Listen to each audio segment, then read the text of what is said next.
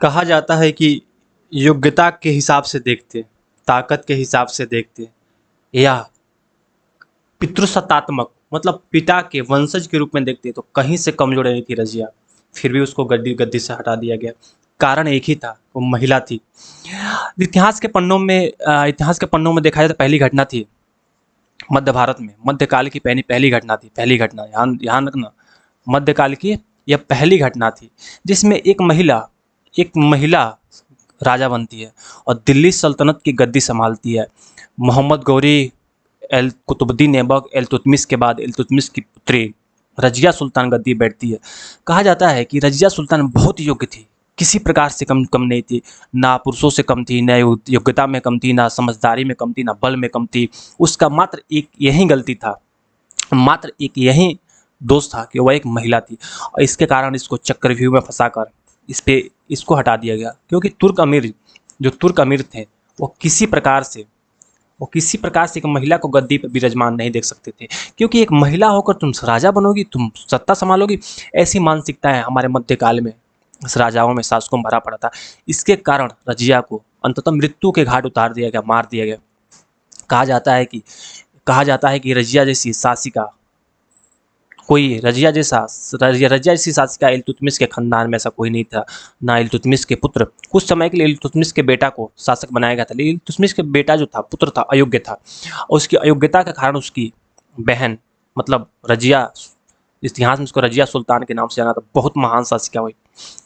Time period तो बहुत कम रहा, 1236 से इल्तुतमिश की मृत्यु से लेकर 1240 तक ही 4 साल तक ही शासन कर पाई।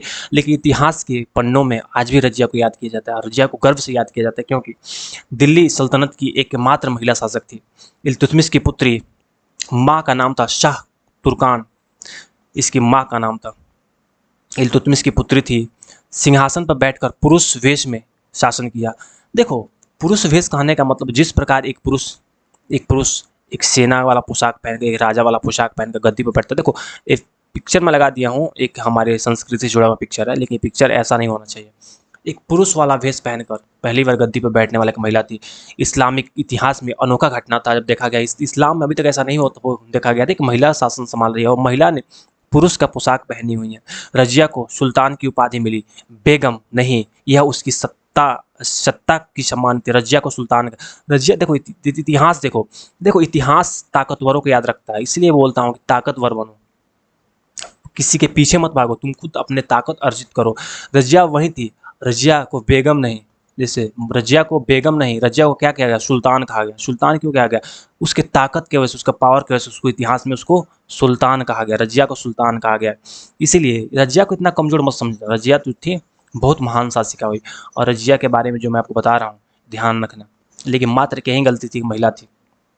1210 में जब कुतुबुद्दीन ऐबक की मृत्यु होती है, गुलाम वंश की स्थापना, देखो गुलाम वंश की स्थापना 1206 ईस्वी में ही कुतुबुद्दीन ऐबक ने की थी। लेकिन 1210 में कुतुबुद्दीन ऐबक की मृत्यु के बाद जब इल्तुतमिश गद्दी संभालता है, इसको वास्तविक संस्थापक इसी को माना जाता है। किसको माना जाता है? तो वास्तविक संस्थापक माना जाता है इसी को, इल्तुतमिश को। और 1236 में इल्तुतमिश की मृत्यु, रजिया को उत्तराधिकारी घोषित किया गया। 4 वर्षों तक शासन किए। तुर्क सरदार थे, बहुत कमीने थे, बहुत विरोध कर रहे थे। इस महिला को गद्दी से हटाया गया और विद्रोह में इसकी मृत्यु हो गई। इल्तुतमिश ने रजिया को अपना सबसे योग्य उत्तराधिकारी माना, पुत्रों को नहीं। इल्तुतमिश जानता था कि मेरे पुत्र उस रूप में उस लायक नहीं है कि गद्दी संभाल सके, एक महिला शासक के रूप में इसने काम किया। कहा जाता है कि बहुत विरोध किया तुर्कों ने, बहुत लिंग पूर्वाग्रह इतना भरा पड़ता। लिंग का मतलब है कि तुम महिला होगा शासक कैसे करोगी। इसमें बहुत तरीका से विद्रोह सहा। और जो मालिक अतुलनिया का धोखा, एक अतुलनिया था इसका मालिक था, उसने भी इसको धोखा दिया। भ्राता रकुद्दीन का विद्रोह, मैंने बहुत सारे ऐसे तमाम ऐसे इसको धोखा मिला, तमाम में से इसको धोखा मिला। क्योंकि योग्य थी, इसको आमने सामने कोई मार नहीं सकता था, इसलिए इसको धोखा दिया गया। राज्य को स्थिर किया, इसमें बहुत सारा काम किया था। न्यायप्रिय शासन स्थापित की, प्रजा में बहुत लोकप्रिय थी, व्यापार और शिक्षा को प्रोत्साहित किया, सैन्य अभियानों में सफल रही, बहुत अच्छा। रजिया ने रजिया ने पुरुष प्रधान समाज में अपनी सत्ता स्थापित किया, यह उसकी सबसे बड़ी उपलब्धि थी। रजिया के शासनकाल की प्रमुख नीतियां देखो, न्याय व्यवस्था, धार्मिक भेदभाव रहित, मतलब धर्म के आधार पर भेदभाव को समाप्त कर दिया। हिंदू मुस्लिम दोनों में समानता की बात करती है रजिया। मार्ग निर्माण, दिल्ली से लाहौर तक सड़कें बनवाने का, व्यापार को बढ़ाने की सड़कें बनवाने का काम स्टार्ट की थी। करे मदरसों का निर्माण किया, कला और संस्कृति को मदरसों के माध्यम से धार्मिक शिक्षा देने पर बल दिया। सेना का पुनर्गठन किया, सीमाओं को सुदृढ़ीकरण किया। तमाम ऐसी चीज़ें रजिया ने की। रजिया ने जजिया कर हटाने की शुरुआत की, जो बाद में अकबर ने पूरा किया। देखो रजिया वो महिला थी जिसने जजिया कर, देखो याद रखो, अकबर जब 1526 ईस्वी में पानीपत की लड़ाई होती है, और उसके बाद से पानीपत की लड़ाई के बाद बाबर आता है, और बाबर का पुत्र होता है, हिमायू का पुत्र होता है अकबर। तो अकबर का टाइम पीरियड देखें तो लगभग 1575 ईस्वी में अकबर का टाइम पीरियड है। 1500 अगर हम देखें तो 1556 लगभग 56 से लेकर इसका शासनकाल स्टार्ट होता है, मतलब 75 पे बहुत चरम पर था इसका शासनकाल। कभी छोटा था, बच्चा था अकबर। तो देखो, तो अकबर ने जजिया कर हटाया, उससे पहले ही रजिया ने जजिया कर हटाने की प्रथा की शुरुआत की थी। रजिया तत्काल सामाजिक सुधार, रजिया का प्रभाव। करे कि मध्यकाल में भारत में महिलाओं की स्थिति सीमित थी। रजिया ने इसे धारणा को तोड़ा।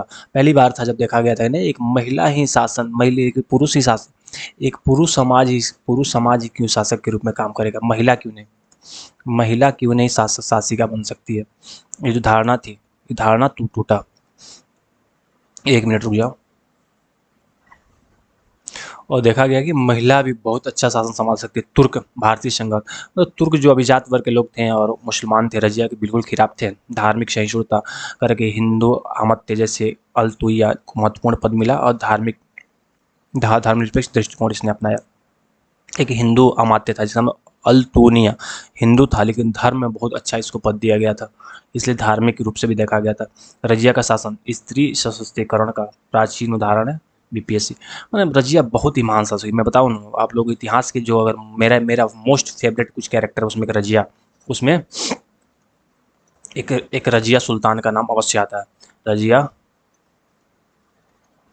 सुल्तान का नाम अवश्य आता है इस कैरेक्टर में। पतन के क्या कारण थे? इसके जो मालिक था, इसका पति था, अल्तुनिया से विवाह हुआ, तुर्कों को नापसंद था, पहला कारण। चिहलगानी 40 सरदारों का षड्यंत्र भी चला इसमें, क्योंकि इसका पिता ने बनाया था।